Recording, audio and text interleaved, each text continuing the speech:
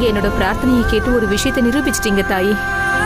உங்களையே நம்பின பக்தர்களை நீங்க என்னைக்கும் கைவிட மாட்டீங்க.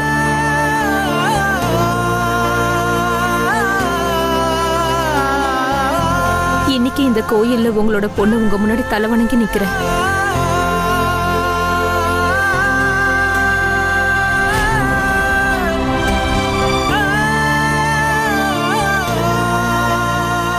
வாசிமா, ரொம்ப நன்றி தேவிகா. இது வெறும் என்னோட தவம் மட்டும் இல்ல, என்னோட சேர்ந்து நீயும் பிரார்த்தனை பண்ணல, அதோட பலன்தான். நான் தோத்துட்டேன்னு நினைச்சேன். ஒருவேளை நீ சரியான நேரத்துக்கு வந்து எனக்கு கை கொடுக்காம இருந்திருந்தா, எனக்கு துணையா நிக்காம இருந்திருந்தா நான் நிச்சயம் தோத்து போயிருப்பேன், ஜெயிச்சிருக்க மாட்டேன். உன்னோட உதவிக்கு எப்படி நன்றி சொல்றதுன்னு தெரியல. நான் சொல்றத கேளுங்க. ஒருவேளை நீங்க எனக்கு நன்றி சொல்லணும்னு நினைச்சீங்கன்னா, நான் வச்சிருக்கிற துர்கா தேவி அம்மன் சிலையை வாங்கிக்கோங்க. இப்ப வந்துடுறேன். ஒரு நிமிஷம். சரி, நான் உன்னோட சிலையை கண்டிப்பா வாங்கிக்கிறேன். நீ பயப்படாத, நான் நிச்சயமா வாங்கிக்குவேன். ஆனா தேவிகா, நேரம் குறைவா இருக்கு, நாங்க சீக்கிரமா பாபாவை சந்திச்சாகணும். நான் என்னோட ரோகிணியை மீட்டெடுத்ததுக்கு அப்புறமா உன்கிட்ட இருக்கிற துர்காமா சிலையை வாங்கிக்கிறேன். சரி, வாங்க வேண்டாம், அதை என்னோட பரிசா நினைச்சு நீங்க வச்சுக்கோங்க. கொஞ்சம் சீக்கிரம் வாங்க. இவங்களால நமக்கு தாமதம் ஆயிடுச்சுன்னா அப்புறம் பாபாவை பார்க்க முடியாம போயிடும். இங்க பாருங்க, இதுக்கு மேலேயே எங்களை தொந்தரவு பண்ணாதீங்க. எங்களுக்கு முக்கியமான வேலை இருக்கு. ப்ளீஸ் வாங்க போலாம்.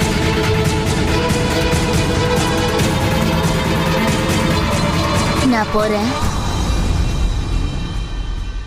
ஒருவேளை உங்களுக்கு நான் தேவைப்படும் போது அப்ப நான் உங்க பக்கத்துல இல்லாம இருக்கலாம். அது வரைக்கும் ஒரு சிலையை வாங்கி வச்சுக்கலாம்ல. சீமா, சீக்கிரம் வா.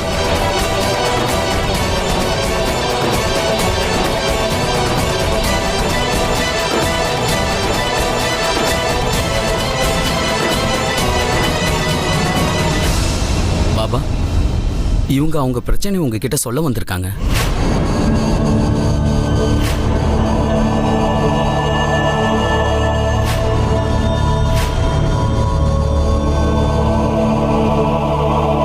எனக்கு தெரியும் இவங்க எதுக்காக இங்க வந்திருக்காங்க.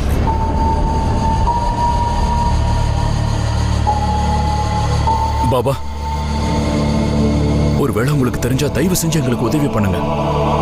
நீங்க தான் எங்க ரோகிணியை திரும்ப கொண்டு வர முடியும். ப்ளீஸ் உதவி செய்யுங்க. நீங்க எல்லாரும் இன்னைக்கு என்னுடைய பல வருஷ தவத்தை கலைச்சிட்டீங்க.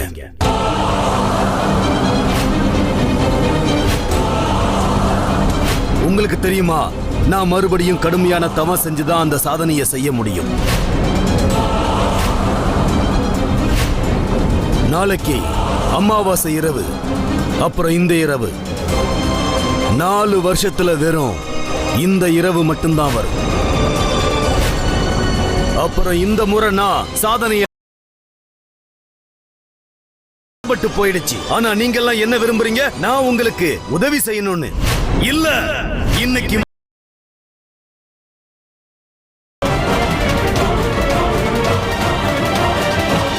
பாபா, நாங்க ரொம்ப நம்பிக்கையா உங்களை தேடி வந்திருக்கோம். ஒருவேளை முடியாது பாபா. நான் என்ன சொல்ல வரேன்னா, எங்க ரோகிணி என்னைக்கும் எங்களுக்கு திரும்பி கிடைக்கவே மாட்டா. நீங்க எல்லாரும் என்னுடைய பவித்திரமான இந்த தியானத்தை பங்கப்படுத்தி இங்க உள்ள வர முயற்சி பண்ணிருக்கீங்க. இருந்தாலும் உங்க எல்லாரையும் உள்ள வர நான் அனுமதிச்சேன். என்ன பொறுத்த வரைக்கும் நீங்க எல்லாருமே தீய ஆத்மாக்கள். நீங்க எல்லாரும் இதுக்கு மேலையும் இங்க இருக்கிறது நல்லதுக்கு இல்ல. இங்க இருந்து போயிடுங்க.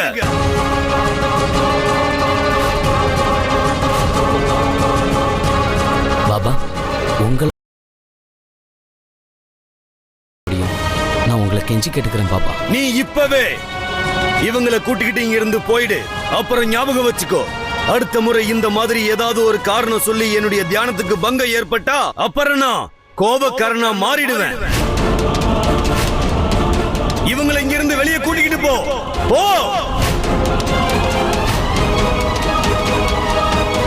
வாங்க போகலாம். ஒரு நிமிஷம் பண்டிதரே, எங்களை மன்னிச்சிடுங்க பாபா. ஆனா உங்களை மாதிரி என் தங்கச்சி ரோகிணியும் அந்த துர்காமாவோட பக்த தான். அவளோட உயிரை காப்பாத்தத நாங்க உங்ககிட்ட வந்திருக்கோம் பாபா. எங்களை இங்க அனுப்பி வச்சதும் அந்த துர்காமா தான் தெரியுமா?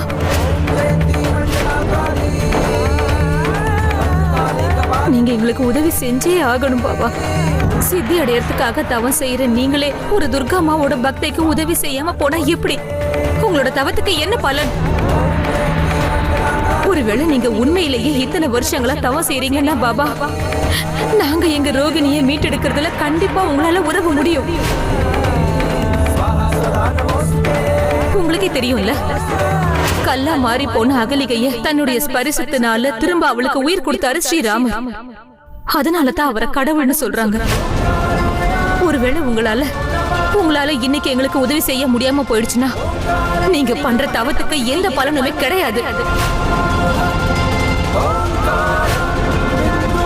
நிச்சயமா எந்த பலனும் கிடையாது. நீங்க செய்யற இந்த தவம், அப்புறம் நீங்க சொல்ற இந்த சித்தி சமாதி எல்லாமே வெறும் குப்பைதான். பிரேம், என்ன விடுங்க பாபா. இன்னைக்கு நீங்க எங்களுக்கு கண்டிப்பா உதவி செஞ்சாகணும்.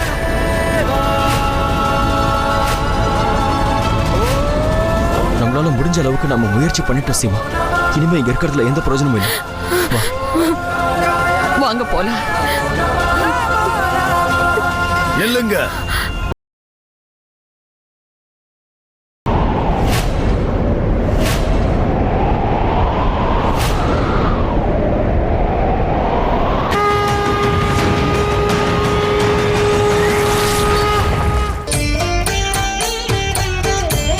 உங்கள் பாலிமர் தொலைக்காட்சியில் சித்திரை 1 ஏப்ரல் 14 தமிழ் புத்தாண்டு சிறப்பு பட்டிமன்றம். இந்த வேட்டியால எவ்வளவு சிக்கனம் தெரியுமா?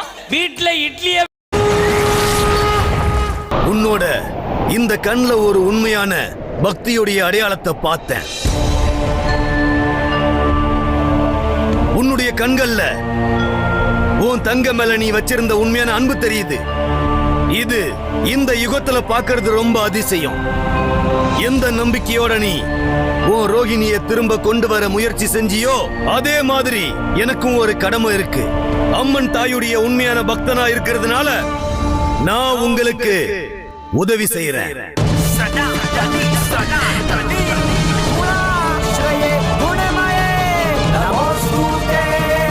உங்களுக்கு ரொம்ப ரொம்ப நன்றி. எங்களுக்கு நீங்க உதவி செஞ்சீங்கன்னா எங்க முயற்சி கண்டிப்பா வெற்றி அடையும்.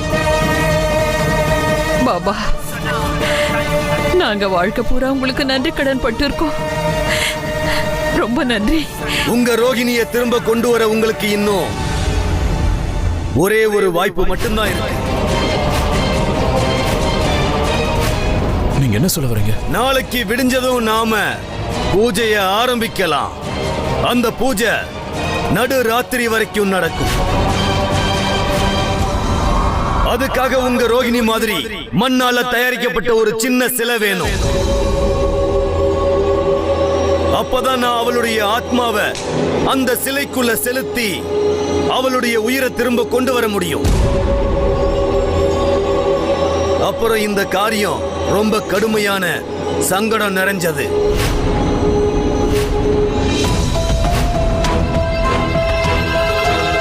இருந்தாலும் இதுல வெற்றி வாய்ப்பு அதிகமா இருக்கு.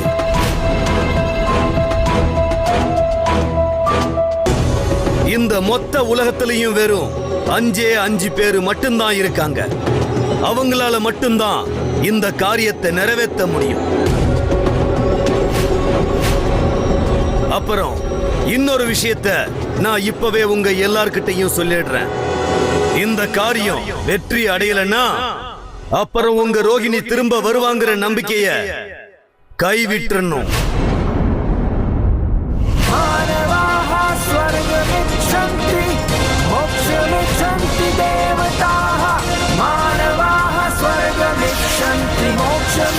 பாபா, உங்களுக்கு ரொம்ப ரொம்ப நன்றி. இங்க பாருங்க பாபா, நீங்க எப்படி சொல்றீங்களோ நாங்க அப்படியே செய்யறோம். எங்க ரோகிணி எங்களுக்கு திரும்ப கிடைச்சிட்டா அதுவே போதும். ரோகிணி திரும்ப வர்றது ஒரு விஷயத்துலதான் அடங்கி இருக்கு. ஒருவேளை நீங்க சரியான சமயத்துல ரோகிணியுடைய சிலைய கொண்டு வரீங்களா இல்லையாங்கிறதுல.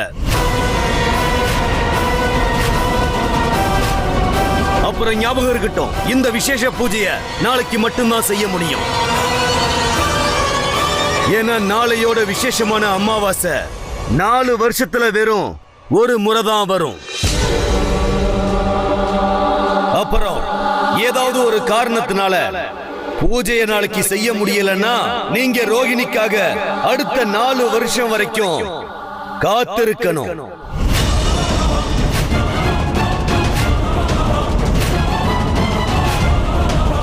பதினாலு மணி நேரத்துக்குள்ள நீங்க ரோகிணியோட சிலையை தயார் பண்ணி என்கிட்ட கொண்டு வாங்க. ஒருவேளை பூஜை நேரம் தவறிடுச்சுன்னா அப்புறம் நாம எதுவுமே செய்ய முடியாது.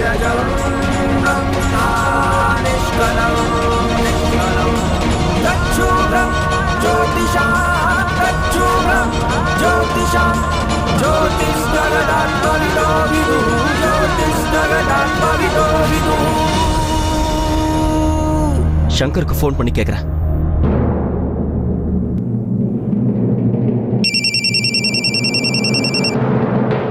பிரேமண்ண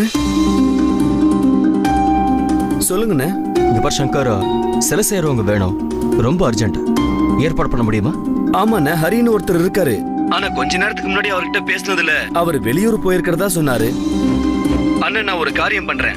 வேற 2 சிலை செய்யறவங்க இருக்காங்க, அவங்கள காண்டாக்ட் பண்ண முயற்சி பண்றேன். அவங்க என்ன சொல்றாங்களோ அதை நான் உங்ககிட்ட அப்டேட் பண்றேன். ஓகே. சிலை செய்யறவங்க அவசரத்துக்கு கிடைக்கலையே. 14 மணி நேரத்துக்குள்ள எங்களுக்கு சிலை வேணும். நீங்க என்ன பண்ணுவீங்களோ எனக்கு தெரியாது. பணத்தை பத்தி கவலைப்படாதீங்க. சீக்கிரமா சிலையை செஞ்சு கொடுங்க, நாங்க கொடுத்துறோம்.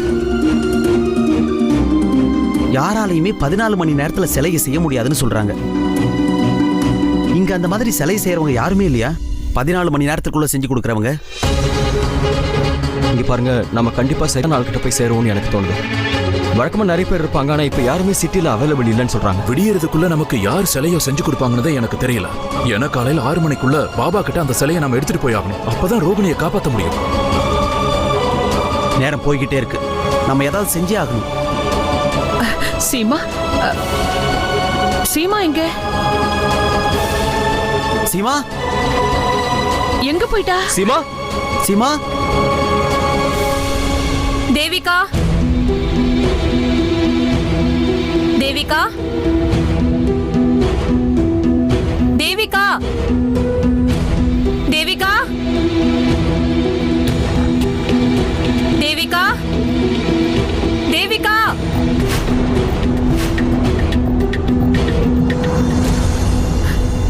இங்கதானே இருந்தா, எங்க போயிட்டா? தேவிகா.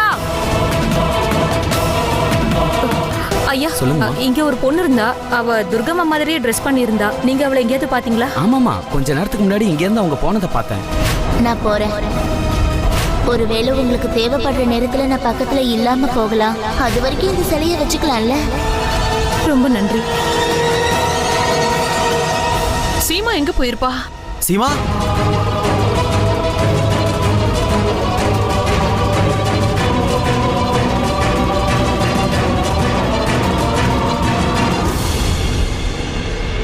இப்ப நான் என்ன பண்றது? மத்த சிலை செய்யறவங்க எல்லாருமே முடியாதுன்னு சொல்லிட்டாங்க. அதோட அந்த தேவிகா எங்க போனானே தெரியலையே. என்னோட கடைசி நம்பிக்கை அவதான். இப்ப அவளும் கிடைக்கலன்னா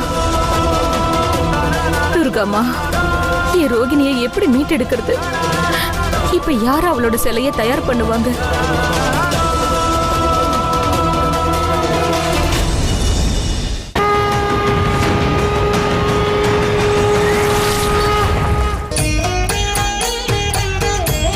உங்கள் பாலிமர் தொலைக்காட்சியில் கண்ணா, என்ன விடு, நீ போய் சீமா எங்க இருக்கான்னு தேடி பாரு. சரி பாட்டி.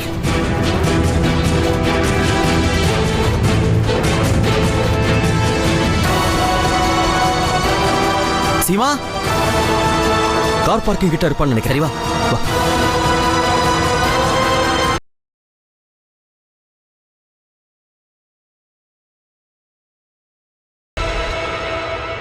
சீமா, அது ஒருக்கா சீமா. சீமா, அம்மாடி சீமா, இங்க என்னமா பண்ணிட்டு இருக்க? பெரியத்த, நான் அந்த தேவிகாவை தேடிதான் இவ்வளவு தூரம் வந்தேன். அவ பேசுற விஷயம் எனக்கு ஞாபகம் வந்துச்சு. அவ நல்ல சிலை செய்வேன்னு சொன்னா. அதுவும் நேரம் கம்மியா இருந்தாலும் அச்சு அசலா சிலை செய்வேன்னு சொல்லி இருந்தா. ஆனா நான் இங்க எல்லார்கிட்டயுமே கேட்டுட்டேன். அவ போயிட்டானுதான் எல்லாரும் சொன்னாங்க.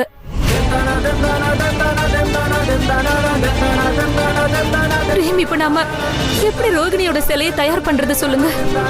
நமக்கு உதவி செய்யறதுக்கு இங்க யார் இருக்காங்க? எனக்கு எழுந்துடாத சீமா, நமக்கு கண்டிப்பா உதவி கிடைக்கும். என்னோட போன்ல நெட்வொர்க் வந்துருச்சு. இது சம்பந்தமா சில பேர் எனக்கு தெரியும். நான் அவங்க நம்பருக்கு ட்ரை பண்றேன். ஹலோ, போனை கூட நான் பேசுறேன். ஹலோ, நான் பிரேம் தான் பேசுறேன், சொல்லுங்க. ஓகே.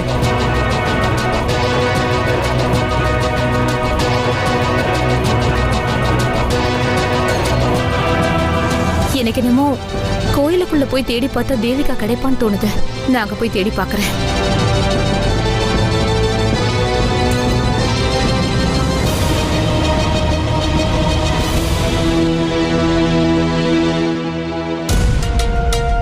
தேவிகா,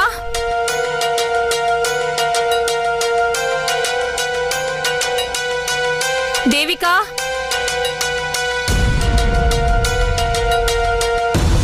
நீ எங்க போயிட்ட தேவிகா? நீங்க என்ன நினைச்சீங்களா?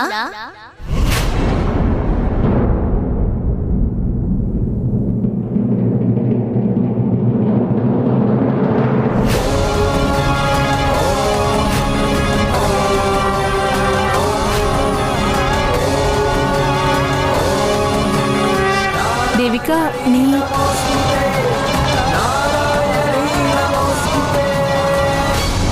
நீங்க தானே இப்ப என்ன நினைச்சீங்க? அதான் நான் வந்துட்டேன். ஆனா நான் விசாரிச்சப்போ நீ போயிட்டதா சொன்னாங்களே. ஆமா, நான் இங்க இருந்து போயிட்டேன்டா. ஆனா திடீர்னு ஞாபகம் வந்துச்சு உங்களுக்கு என்னோட உதவி தேவைப்படும்னு. அதனால திரும்பி வந்துட்டேன். அது என்னன்னா, நான் நினைக்கிறது எப்பவுமே கரெக்டா நடக்கும். சரி சொல்லுங்க, நான் உங்களுக்கு என்ன உதவி செய்யணும்? எனக்கு உன்னோட உதவி தேவைங்கிறது உனக்கு எப்படி தெரிய வந்துச்சு? உங்களுக்கு இப்ப நேரம் ரொம்ப கம்மியா இருக்குல்ல? அப்போ இந்த தேவையில்லாத பேச்செல்லாம் விடுங்க. உங்க தேவையை பத்தி மட்டும் பேசுங்க. அது விஷயம் என்னன்னா, என் தங்கச்சி ரோகிணி அவளோட உயிர் ஆபத்துல இருக்கு. அவளை காப்பாத்துறதுக்காக தான் நாங்க இங்க வந்தோம். இந்த கோயில்ல பல வருஷங்களா தவம் செய்யற அந்த பாபாவை நாங்க சந்திச்சோம். பல வருஷ தவத்துக்கு பலனா அவர்கிட்ட ஒரு சக்தி இருக்கு. அவரால மட்டும்தான் என் தங்கச்சி ரோகிணியை மீட்டெடுக்க முடியும். ஆனா அப்படி செய்யணும்னா அவருக்கு என் தங்கச்சியோட சிலை வேணுமா? உன்னால சிலை செஞ்சு எங்களுக்கு உதவ முடியுமா? அவ்வளவுதானா? சிலைய தயார் பண்றதுதானே என்னோட வேலையே. கண்டிப்பா உங்களுக்கு கிடைக்கும். ஆனா இதுல இன்னொரு சிக்கலும் இருக்கு தேவிகா. இப்ப பொழுது சாய போகுது. இன்னைக்கு ஒரு ராத்திரி மட்டும்தான் நமக்கு நேரம் இருக்கு. நாளைக்கு காலையில சரியா 6 மணிக்கு பாபா பூஜையை ஆரம்பிச்சிடுவாரு. இதுக்கு தேவிகா சம்மதிப்பாளா இல்லையான்னு தெரியலையே.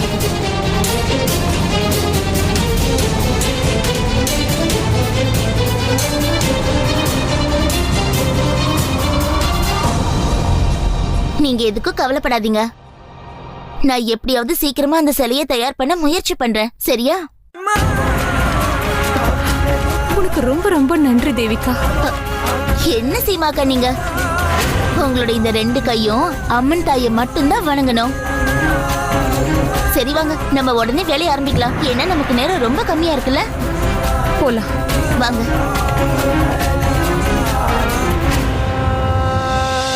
இங்க பாருங்க, இப்ப எனக்கு அவ்வளவு டைம் இல்ல. இது ஒருத்தர் உயிர் சம்பந்தப்பட்ட விஷயம். ஹலோ ஹலோ, என்ன சொல்றாங்கப்பா? பாட்டி, இப்போ ஃபெஸ்டிவல் சீசனுங்கிறதுனால சிலையை செய்யறதுக்கு அவங்களுக்கு 24 மணி நேரமாக தேவைப்படும் சொல்றாங்க. ஆனா நமக்கு டைம் இல்லைன்னு சொன்னா கூட அவங்க அதை கேட்கறதுக்கு தயாரா இல்ல பாட்டி. அட, விடியறதுக்குள்ள சிலையை தயார் பண்றவங்க ஒருத்தர் கூட இல்லையா? தேவிகா,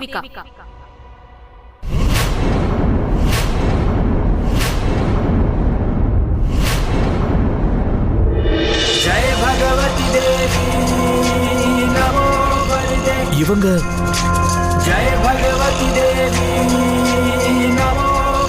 வா. இவங்க இங்க எதுக்காக வந்திருக்காங்க?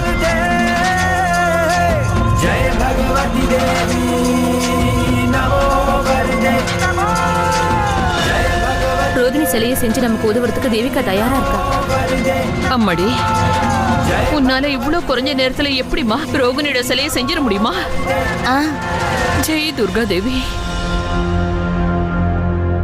ஒரு நிமிஷம். சிலையை செய்யறதுக்கு குறைஞ்சது 1 நாளாவது ஆகும்னு எல்லாருமே சொல்றாங்க. உங்களால மட்டும் எப்படி சீக்கிரமா செய்ய முடியும்?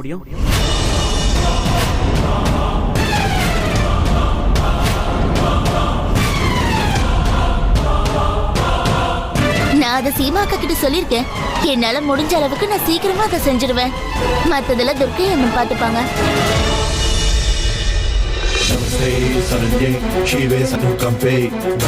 ஆமாமா, அம்மனோட தயவால மட்டும்தான் இதெல்லாம் நடத்த முடியும். ஆனா இவ்ளோ நம்பிக்கையோட எங்களுக்கு உதவி பண்றதுக்கு முயற்சி பண்றேன்னா இது ரொம்ப பெரிய விஷயமா. நான் என்ன சொல்ல வரேன்னா, அமர்கண்ணா, எந்த விஷயத்தை அனுபவம் செய்ய முடியாதோ அந்த விஷயத்தை எல்லாம் நம்பிக்கை செஞ்சு காட்டிடும்.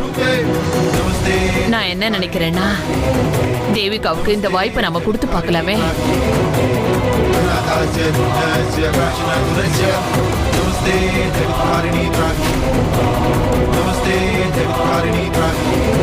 சரி, உடனே இங்க இருந்து கிளம்பலாம். சீக்கிரமா வேலையை ஆரம்பிக்கணும்ல. ஆமாப்பா, போலாம்.